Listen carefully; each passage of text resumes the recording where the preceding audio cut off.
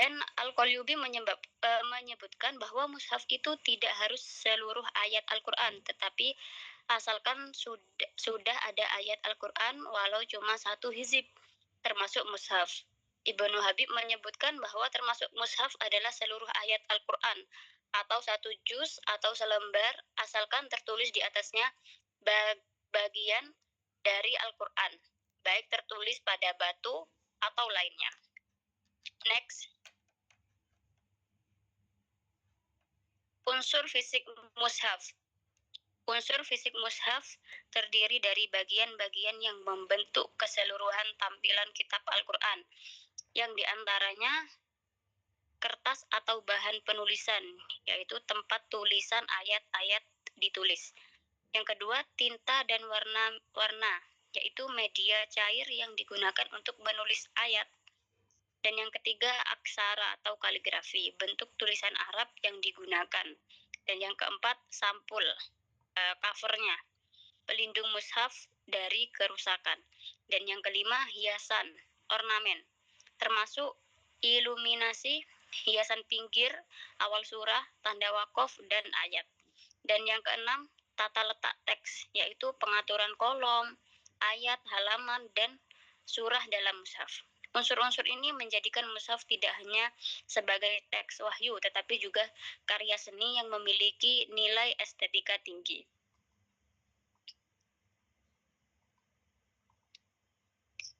Bahan yang digunakan dalam penulisan mushaf. Nah, perkembangan bahan penulisan mushaf terbagi dalam beberapa periode. Yang pertama, masa Nabi dan sahabat. Media yang digunakan pada waktu itu yaitu pelepah kurma, jarid, batu tipis, kulit binatang, tulang, dan potongan kayu. Mushaf belum tersusun secara satu jilid. Pada masa Rasulullah SAW, Al-Quran belum berbentuk sebuah mushaf atau buku, namun hanya berbentuk hafalan. Rasulullah juga memiliki beberapa orang pencatat wahyu yang diantaranya 4 orang sahabat yang kemudian menjadi Khulafaur Rasyidin. Orang sahabat tersebut ialah Abu Bakar, 4 orang sahabat tersebut yaitu ada Abu Bakar, ada Sayyidina Umar, ada Sayyidina Utsman, dan ada Sayyidina Ali. Sedang sahabat lain yang ikut mencatat wahyu adalah Muawiyah, terus sahabat Zaid bin Sabit, sahabat Khalid bin Walid, sahabat Ubay bin Ka'ab, dan Sabit bin Qais. Beliau memerintahkan mereka untuk mencatat setiap wahyu yang turun sehingga Al-Quran yang terhimpun di dalam dada menjadi tertulis. Pada masa Nabi Muhammad, penulisan Al-Quran masih sangat sederhana, yaitu di atas lontaran kayu, pelepah kurma, tulang, dan batu. Dan yang kedua pada masa Khalifah Utsman bin Affan, yaitu mulai digunakan bahan dari kulit domba atau kambing yang disebut pergamen. Mushaf disalin dengan sangat teliti dan dikirim ke berbagai wilayah Islam. Jadi ketika pada masanya Utsman bin Affan yang diyakini sebagai cikal bakal yang adanya Rasm al-Mushaf, yakni tulisan mushaf, terdapat 4 orang panitia pada zaman Utsman bin Affan yang mengemban tugas menulis beberapa naskah Al-Quran untuk selanjutnya disebarkan ke daerah-daerah Islam lainnya menggunakan penulisan lafal-lafal dan bentuk huruf yang telah disetujui.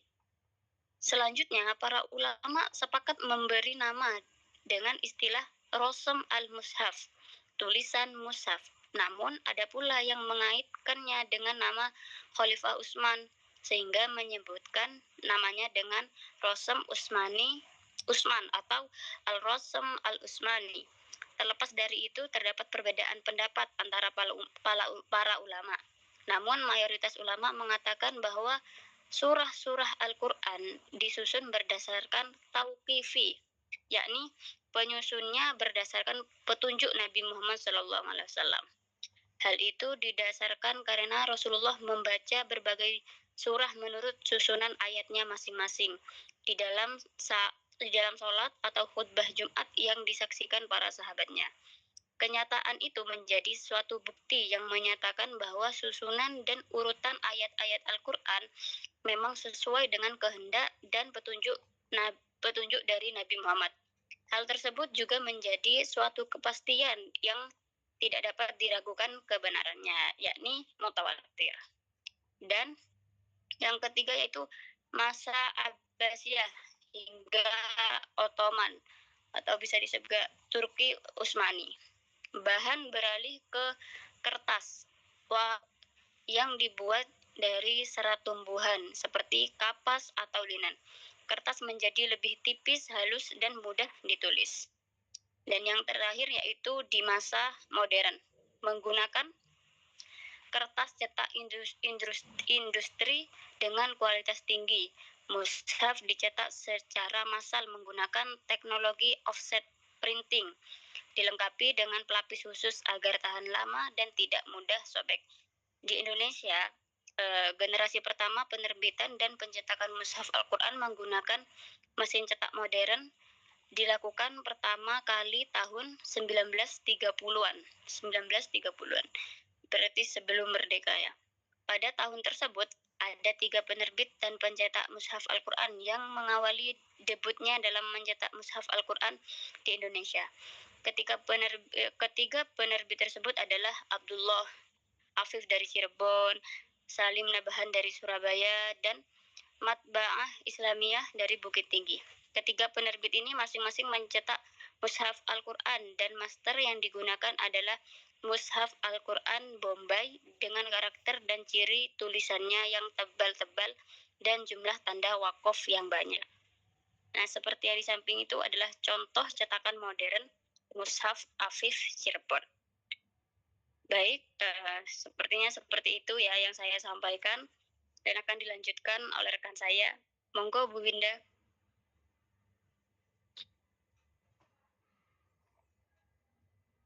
Oke, terima kasih Bu. Selanjutnya yaitu tinta dalam penulisan mushaf.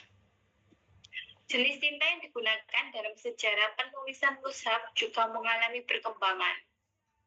Pertama, tinta tradisional terbuat dari campuran arang, getah tumbuhan atau logam besi, dan tembaga. Warna yang umum digunakan adalah hitam dan coklat gelap. Untuk keindahan digunakan juga tinta merah, emas, biru untuk hiasan dan penanda ayat. Yang kedua, tinta emas. Banyak digunakan dalam mushaf kerajaan seperti Andalusia dan Turki Utsmani, berfungsi untuk perindah nama surah, basmalah, dan bingkai mushaf. Yang ketiga, tinta modern terbuat dari bahan kimia stabil yang tidak mudah pudar. Pada mushaf cetak digunakan tinta yang tidak menembus kertas dan tahan lama.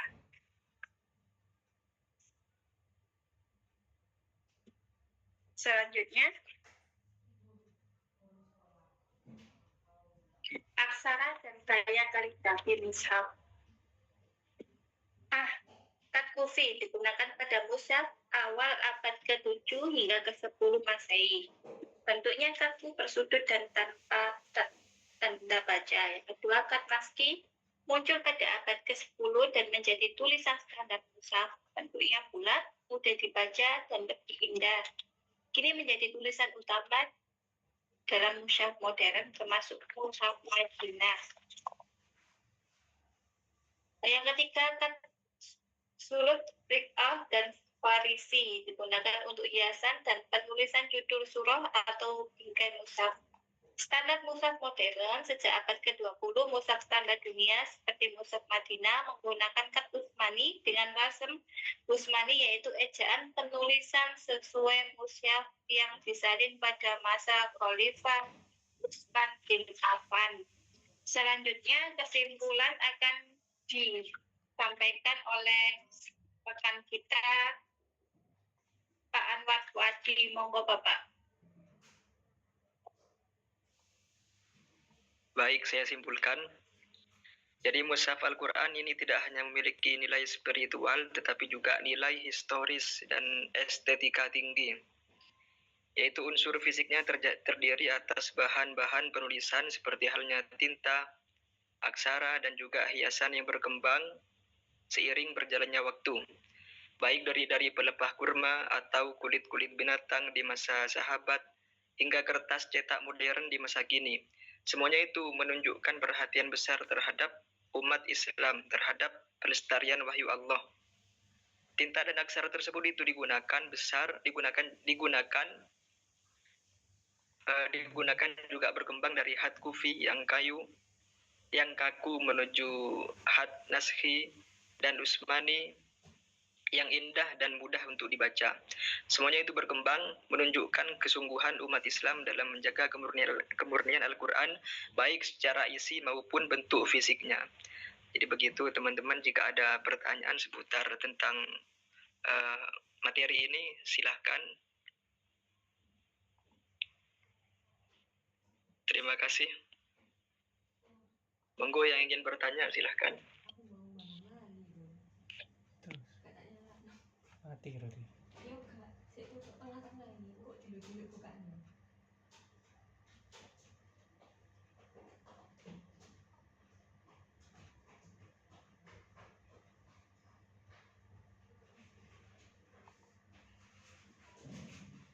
Monggo teman-teman semua, kalau buatan ada pertanyaan, kami akan serahkan kepada dosen pengampu kita. Jadi, buatan nonton dah, Pak Hafid. Mungkin ini bisa diperlihatkan perbedaan seperti apa sih tulisan Al-Quran dengan khot kufi itu, tulisan Al-Quran dengan khot nasbi itu, tulisan Al-Quran dengan khot sulu, Riq'ah atau Farisi. Perbedaannya seperti apa? Ini bisa ditampilkan.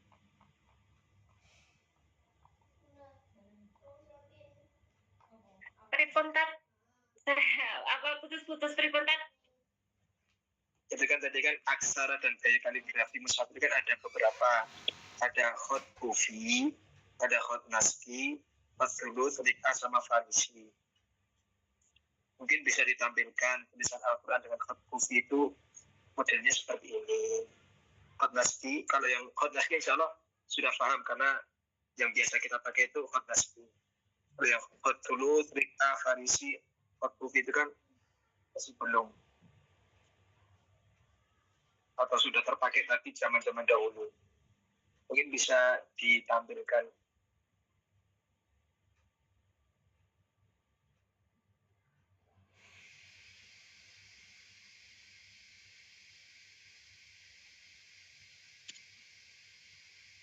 Nggih, ngapunten Bu Winda, monggo tampilkan yang di makalah nih gue.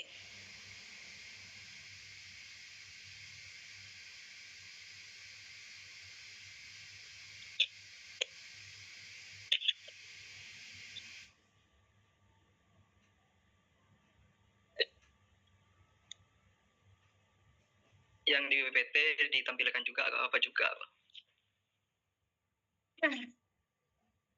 Yang PPT atau makalah tampilin.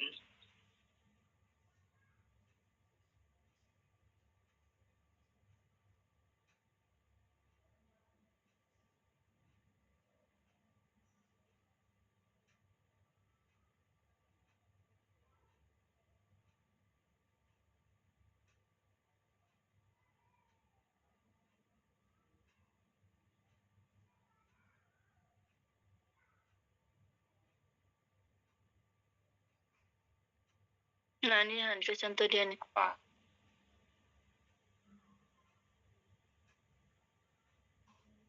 Nah, ini semua Quran ada contoh dia di sini. Bukan, ini di Indonesia.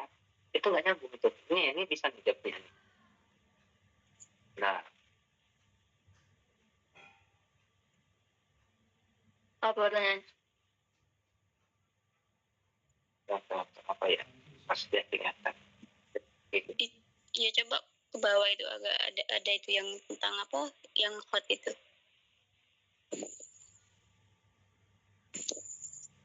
Nah, iya itu.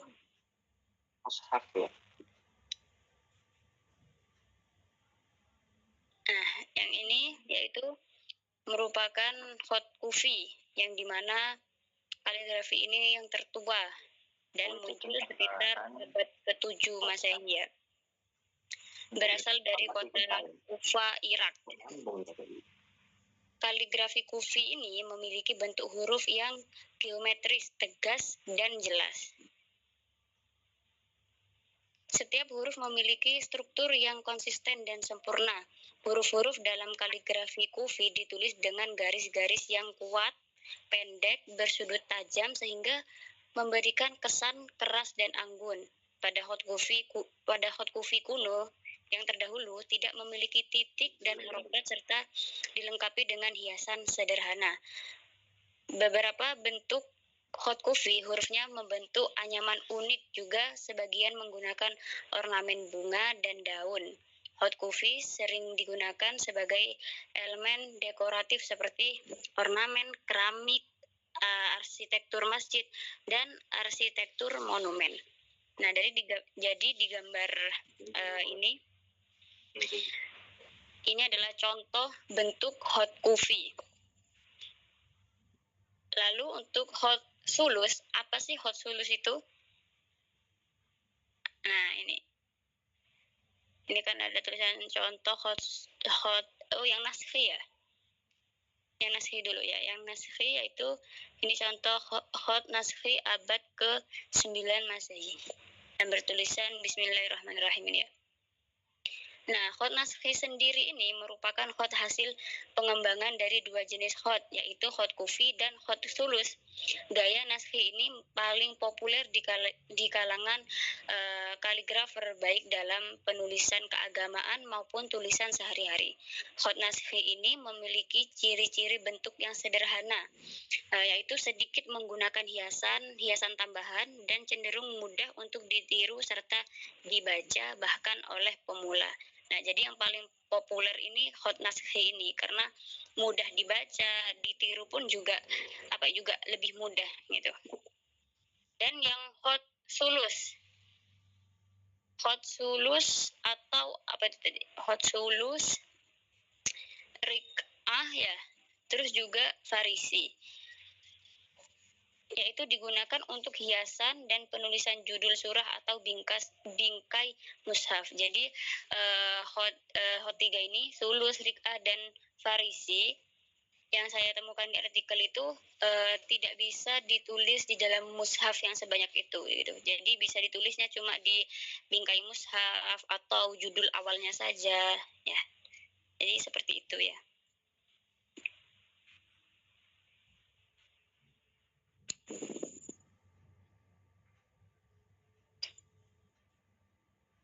Sebenarnya ada juga kayak hot diwani jali, itu juga hot, cuma kan tidak termasuk dalam penulisan kategori mushaf ya gitu.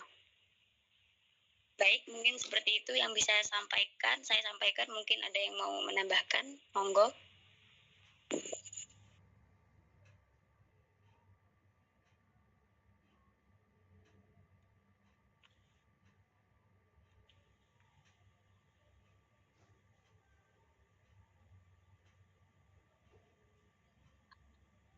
Cukup, Mbak.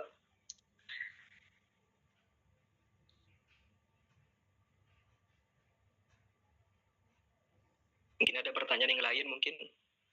Saya masuk aja kalau cukup. Mungkin ganti pertanyaan kalau cukup.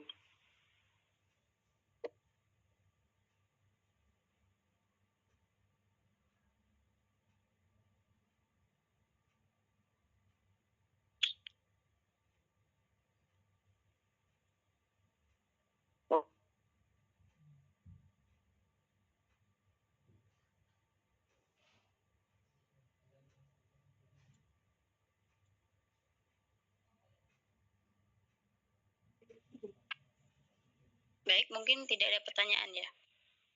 Jika tidak ada pertanyaan, mungkin saya silakan untuk Ustadz Holis untuk menyampaikan atau mungkin kritik dan saran juga menambahkan. Monggo Ustadz. Baik, terima kasih Mbak Inaya. Assalamualaikum warahmatullahi wabarakatuh. Assalamualaikum warahmatullahi wabarakatuh. Ya, saya menambahkan sedikit aja. Saya tidak akan bahas tentang model-model khot ya, bentuk fisiknya enggak. Tapi yang saya pastikan bahwa di Indonesia itu yang digunakan adalah khot naskhi. Yang digunakan adalah khot naskhi. Kemudian ini dalam dalam penulisan mushaf ya. Tapi kalau dalam bentuk lukisan ya orang boleh saja, boleh khot tulsi, khot rik'ah, khot kufi dan sebagainya lah. Itu dalam bentuk kaligrafi ya, keindahan. Karena di dalam kaligrafi sendiri itu ternyata subnya itu banyak. Ada yang memang berorientasi pada keindahan, ada yang berorientasi pada sebetulnya lebih ke klasik, ada kontemporer dan lain sebagainya, itu ada. Jadi saya kebetulan satu tim di pembinaan MTQ Kota Surabaya, itu ternyata ada juri yang ternyata ilmunya sangat luas sekali. Saya belajar, saya tanya, Kiai, khot itu apa penulisan lomba MKQ ya, Musabaqah Khot fil Quran, itu ternyata tidak semuanya kemudian seperti yang kita bayangkan, tidak sesederhana yang kita bayangkan. Cukup kompleks dan banyak macamnya katanya beliau ini. Ada yang klasik, ada juga yang modern, kontemporer begitu. Ada yang pakai kayak gabus gitu tuh, tapi ada juga yang desain seperti cetakan itu, macam-macam lah gitu ya. Nah, terus sekalian, di Indonesia yang dipakai adalah khot naskhi. Rasamnya rasam Usmani. Kemudian di Indonesia itu ada namanya Dewan Pentashih Al-Quran ya. Dan itu beranggotakan para pakar-pakar Al-Quran. Setahu saya dulu ada namanya Profesor Ahsin Sakho. Ada Profesor Quraish Shihab. Sepertinya Gus Baha masuk ya di dalam tim itu, yang dibentuk oleh Kemenak ya. Jadi Al-Quran itu, yang mushaf Quran yang di Indonesia itu untuk bisa beredar itu harus ada izin dari Kemenak. Di Kemenak itu ada Dewan Pentashih Al-Quran, ya macam-macam, dari berbagai latar belakang, dari pondok pesantren, ada dari kalangan akademisi, ada dari kalangan unsur birokrat pemerintah dan seterusnya. Salah satunya adalah Gus Baha yang sering kali dijadikan sebagai acuan. Nah, ada Profesor Said Agil ya, Said Agil Al-Munawar yang mantan Menteri Agama itu loh. Nah, itu juga masuk di tim Dewan Pentashih Al-Quran. Jadi, kalian tidak semuanya orang yang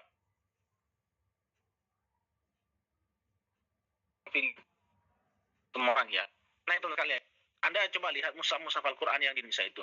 Semuanya itu ada tulisan, di belakang itu ada penjelasan Dewan Tashihul Quran gitu. Nah, itu banyak macamnya, banyak orang yang terlibat di situ. Itu satu poin. Poin yang kedua yang saya sampaikan adalah bahwa Dewan Pentashih Quran itu backgroundnya macam-macam. Tentu saja dia bertugas untuk memastikan bahwa Quran yang beredar itu adalah orang yang Quran yang sudah dinyatakan lulus verifikasi lah kira-kira begitu. Karena tidak semua Quran itu percetakan boleh macam-macam. Ya, ada yang kudus, ada yang tadi sudah bilang ada matba'ah, percetakan Salim Nabhan, ada segala macam ya. Apalagi Al-Hidayah dan sebagainya itu. Nah, semua itu boleh dicetak, tapi harus berdasarkan filter dari Kemenak. Makanya teman sekalian, kalau ada Quran yang aneh-aneh, itu dipastikan tidak akan lolos seleksi dari Kemenak. Pasti itu maksudnya secara ilegal. Coba Anda lihat ya, bandingkan mushaf yang berkembang, yang dipakai di Indonesia, dengan mushaf Saudi Arabia, itu beda. Tanda wakafnya, kemudian ada ada tanda-tanda khusus lah. Misalnya dari makro ke makro itu ada tanda ain misalnya gitu. Itu khas Indonesia. Kalau Anda belajar di Saudi tidak melihat Quran Saudi tidak ada itu. Itu. Cuman itu doang sih yang saya sampaikan. Monggo ada yang mau komentar?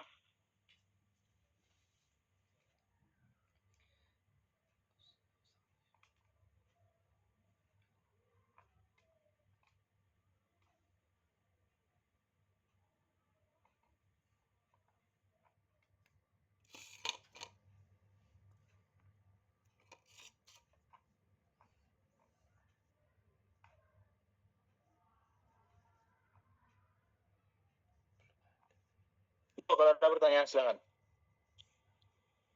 Silahkan yang ingin bertanya lagi atau ingin menambahkan silahkan.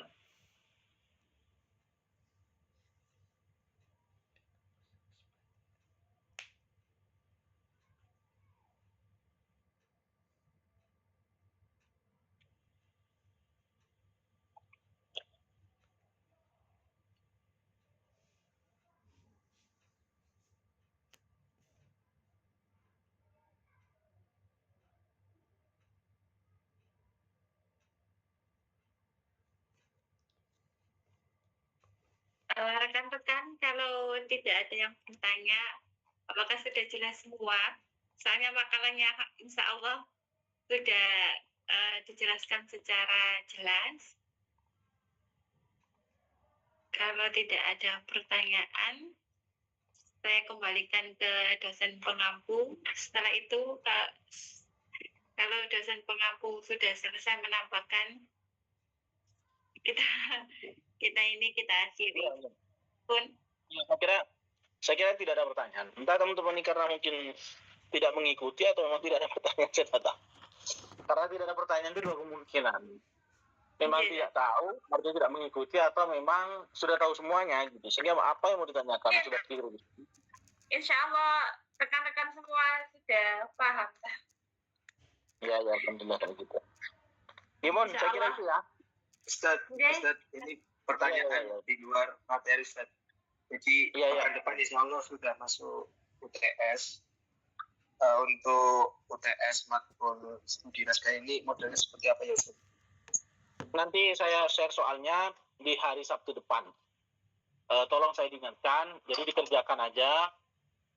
Besok hari Minggunya dikumpulkan ke Ustadzul Izzi sebagai ketua kelas ya. Saya tunjuk dalam bentuk scan PDF. Tapi tulisan tangan ya, tidak boleh diketik. Karena kalau diketik itu bisa jadi cuma copy paste. Kemudian mungkin ngirim ke saya dalam bentuk link drive. Nanti saya cek linknya berapa orang yang mengumpulkan itu, gitu ya. Yes, insya Allah. Ya, Bun. Saya kira itu, terima kasih. Assalamualaikum warahmatullahi wabarakatuh. Waalaikumsalam warahmatullahi wabarakatuh.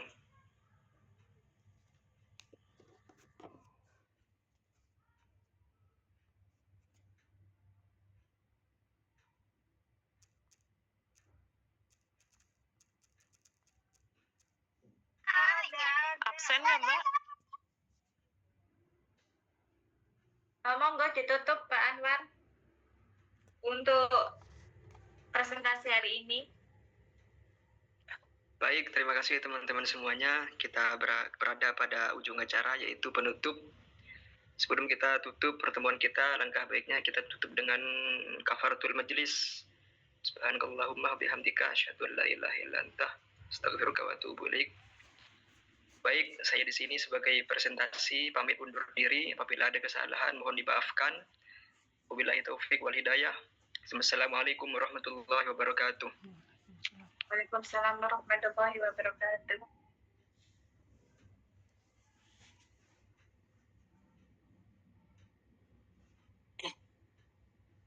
Minggu depan UTS semua ya?